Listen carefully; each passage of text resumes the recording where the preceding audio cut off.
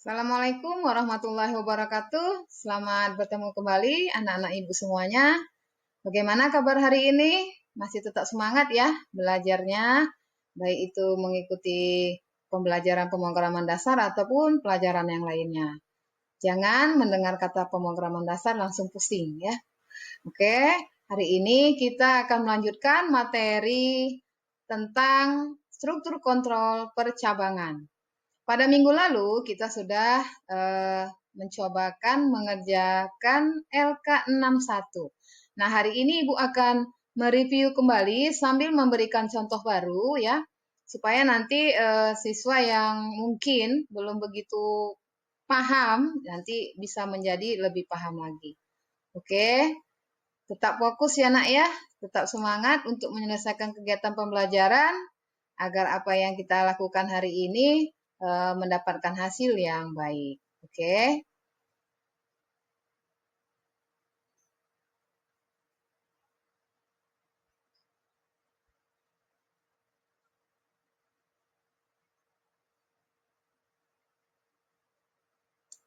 Nah, kompetensi kita pada hari ini masih sama dengan kompetensi yang minggu lalu, yaitu menerapkan struktur kontrol percabangan dalam pemrograman ya.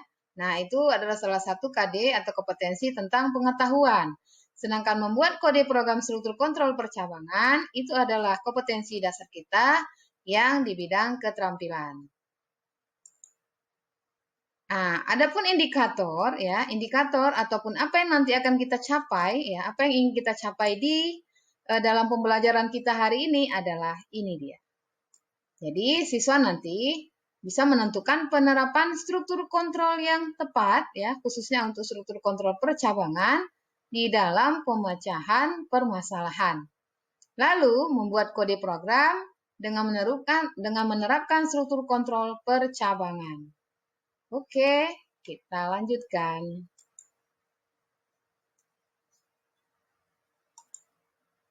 Nah, tujuan kita apa belajar hari ini?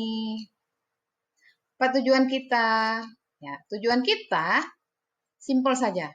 Siswa mampu menerapkan penggunaan struktur kontrol percabangan sederhana dan bertingkat.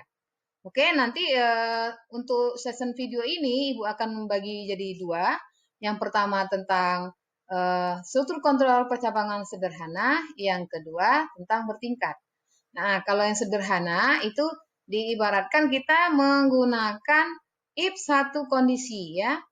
Kalau yang sudah bertingkat, if-nya lebih dari satu kondisi. Oke, kita lanjutkan. Tetap semangat.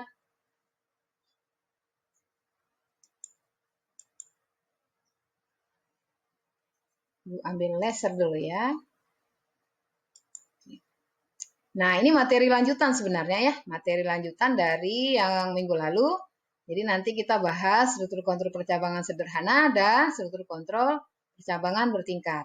Nah, untuk video yang pertama ini kita akan bahas tentang contoh struktur kontrol percabangan sederhana. Nah, ini Ibu berikan lagi sedikit teori ya. Sedikit teori, nanti bisa dibaca lagi. Jadi katanya kalau bahasa C ya, kita karena menggunakan bahasa C, terdapat dua buah jenis struktur atau blok program ya yang digunakan untuk mengimplementasikan suatu percabangan. Jadi nanti ada struktur if dan switch. Jadi kita mau menggunakan yang if apa yang switch. Nah, lihat lagi kondisinya nanti. Kalau yang if sudah melebihi dari 5 kondisi ya, if-nya sudah lebih dari 5 kondisi, disarankan menggunakan yang struktur switch. Disarankan. Tapi kalau memang masih mau menggunakan if, silakan saja, tidak ada larangan atau batasan. Cuma nanti ada kesulitan saat kita dalam hal pengetikan. Jadi kalau switch mungkin lebih sederhana tampilannya.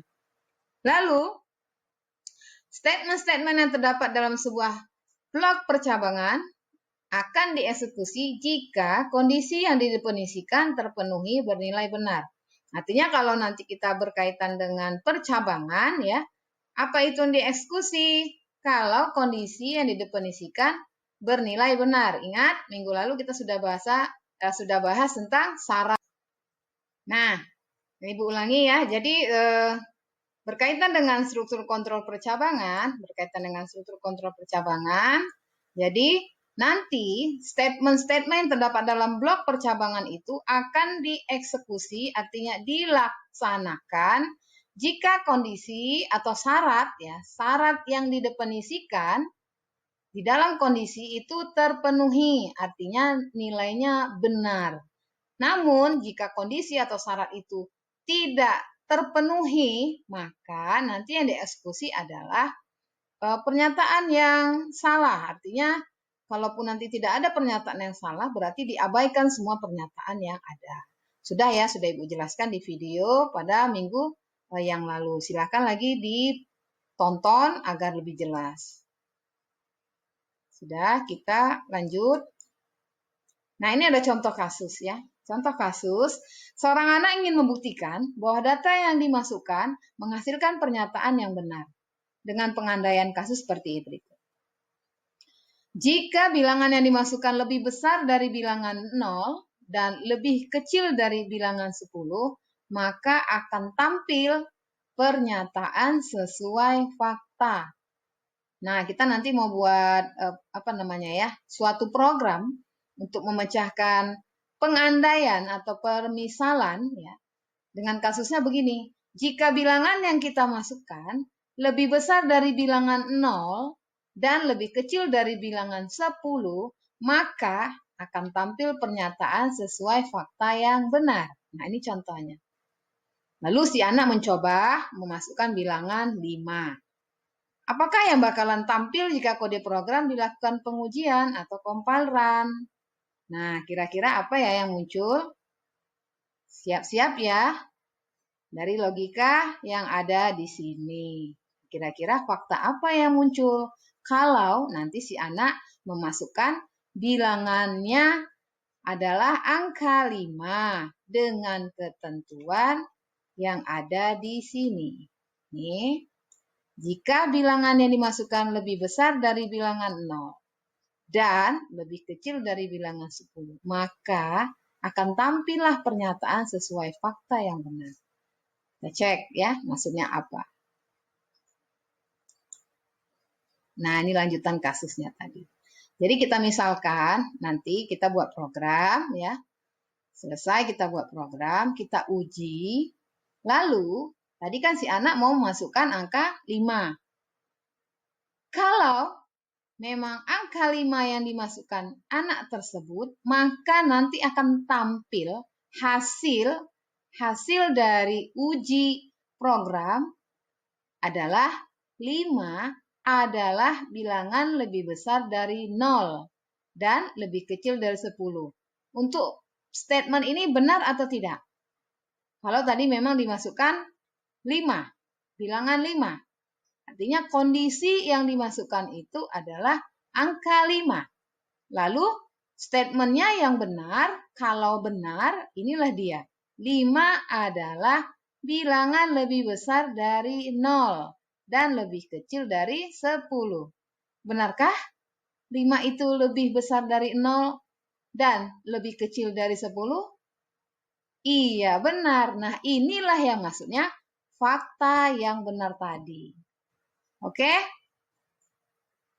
Deal? Deal. Kita pecahkan dengan kasus ini, kita pecahkan dengan alur pemecahan permasalahan, yaitu algoritma menggunakan algoritma flowchart. Oke, siap-siap ya.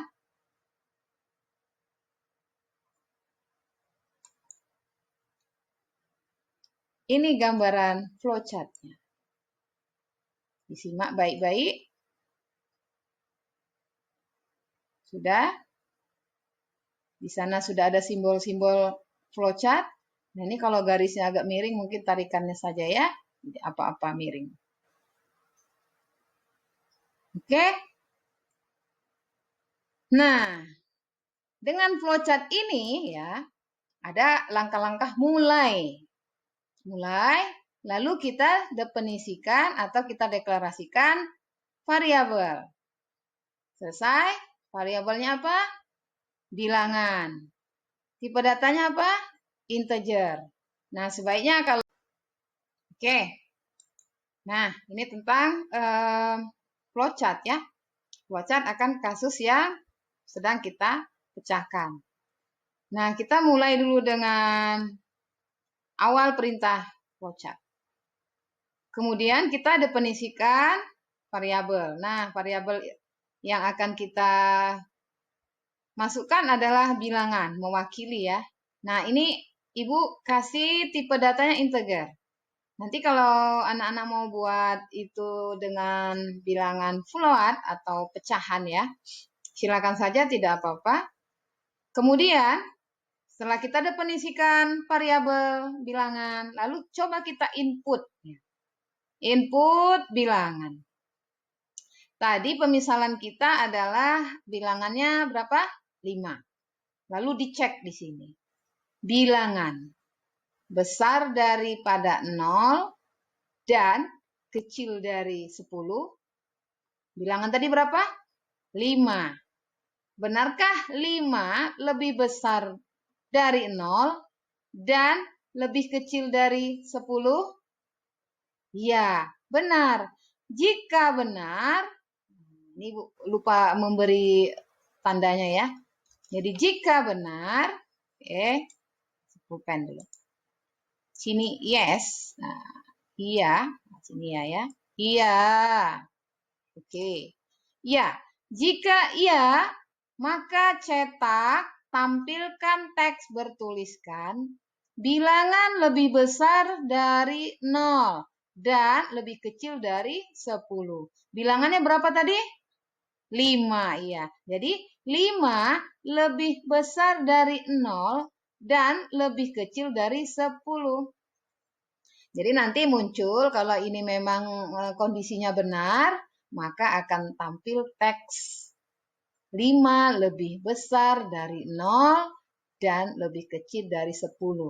Tapi seandainya bilangan yang dimasukkan bukan 5, misalnya 11, perginya kemana? Yes or no? No, berarti di sini. Kalau no, dia selesai. Artinya tidak kemari. Selesai.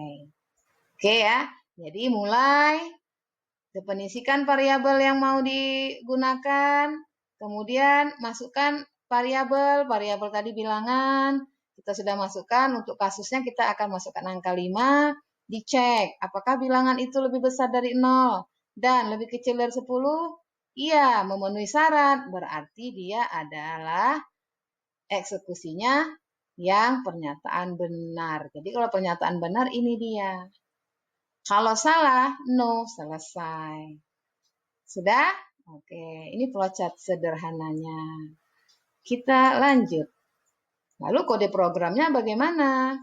Oke, silakan amati kode program berikut ini. Ini ya, ini kode program yang sudah Ibu sediakan untuk siswa nanti cobakan. Sudah, untuk membuktikan dari ini program ini berdasarkan apa? Berdasarkan flowchart tadi. Ya. Flowchart tadi berdasarkan apa? Berdasarkan cerita sebelumnya. Jadi dari cerita itu kita ubah ke dalam bentuk flowchart. Setelah jadi flowchartnya kita ubah dalam bentuk program. Oke? Nah, hasilnya seperti apa? Masukkan sebuah bilangan. Benar? Apakah fakta ini benar? Iya, benar. Oke, ini ceritanya. Nanti videonya silakan saja diulang-ulang agar lebih paham ya. Oke, kesimpulannya apa? Ini kesimpulan pembelajaran kita. Oke, sip. Setelah ini materi akan kita lanjutkan ya. Kita lanjutkan ke if bertingkat dan switch. Demikian video singkat Ibu, mudah-mudahan menambah pemahaman siswa semuanya. Terima kasih. Assalamualaikum warahmatullahi wabarakatuh. See you next time.